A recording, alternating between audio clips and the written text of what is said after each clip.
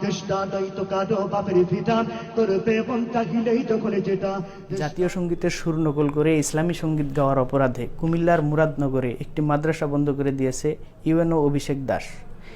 এই নিউজটি পড়ার পর থেকেই আইনুদ্দিন আল আজাদের সঙ্গীতটি বারবার মনে পড়ছে।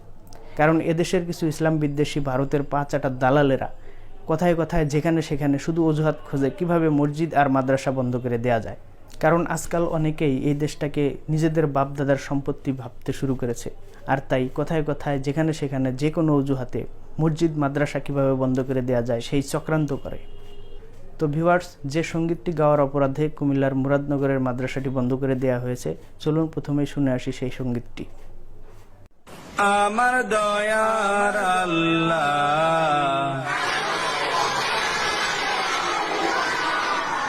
আমি তোমায় ভালোবাসি,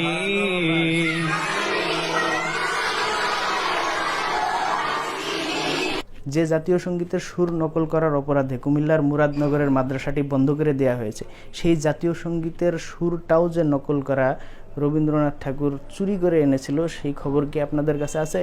যে সঙ্গীতের সুর নকল করার অপরাধে কুমিল্লার মুরাদনগরের একটি মাদ্রাসা বন্ধ করে দেয়া হয়েছে, সেই সঙ্গীতের সুরটাও যে রবীন্দ্রনাথ ঠাকুর অন্য একটি গানের সুর থেকে চুরি করে এনেছিল, সেই তথ্য কি অভিষেক দাসের কাছে আছে? বাউল গগন হরকারার বিখ্যাত সঙ্গীত আমি কোথায় পাবো তারে, এই গানের সুর নকল করে কবিগুরু রবীন্দ্রনাথ ঠাকুর আমার সোনার বাংলা আমি তোমায় ভালোবাসি এই সঙ্গীতটি প্রথম বাউল পত্রিকায় ছাপিয়েছিলেন। সেখানে রবীন্দ্রনাথ ঠাকুর নিজেই স্বীকারোক্তি দিয়েছেন যে এই সুরটি ধার করা।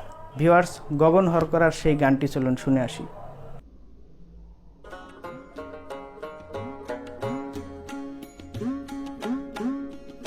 আমি কোথায় পাবো তারে, আমার মনের মানুষ রে, আমি কোথায় পাবো তারে, আমার মনের মানুষ রে, হারায়ে সেই মানুষে তার উদ্দেশ্যে দেশ বিদেশে, আমি দেশ বিদেশে বেড়াই ঘুরে। গানের সুর নকল করার অপরাধে যদি একটি মাদ্রাসা বন্ধ করে দিতে হয়, গানের সুর নকল করার অপরাধে যদি একটি মাদ্রাসাকে অভিযুক্ত করতে হয়, তাহলে এই একই গানের সুর নকল করার কারণে রবীন্দ্রনাথ ঠাকুরকে অভিযুক্ত হয় না?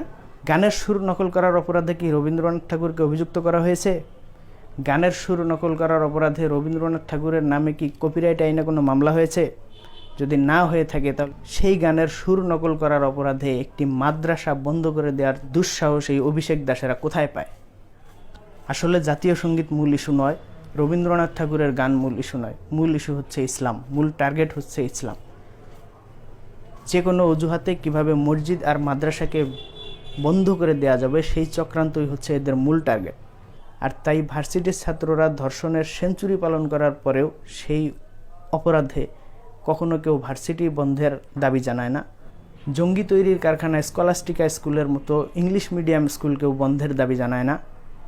গির্জার ফাদার গির্জায় শিশুদের আটকিয়ে রেখে দিনের পর দিন ধর্ষণের পরেও কেউ গির্জা বন্ধের দাবি জানায় না, কারণ তাদের মূল টার্গেট হচ্ছে ইসলাম।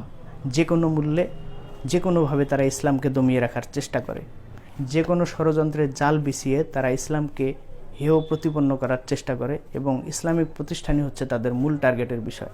তাই এখনই সব মুসলমানদের ঐক্যবদ্ধ হয়ে এসবের বিরুদ্ধে প্রতিবাদ করা উচিত, এবং সকল ইসলামী দল সকল ভেদাভেদ ভুলে গিয়ে ঐক্যবদ্ধ হয়ে এসবের বিরুদ্ধে মাঠে নামা উচিত, এবং সকল মুসলমানের উচিত সেই সব আন্দোলনের শরিক হওয়া এবং এসব দেশপ্রেমিক নামধারী ইসলাম বিদ্বেষীদের কঠোর হস্তে দমন করা। তো বন্ধুরা, আজ এ পর্যন্তই। সবাই ভালো থাকবেন, সুস্থ থাকবেন, এবং দেখা হবে আগামী ভিডিওতে। আল্লাহ হাফেজ।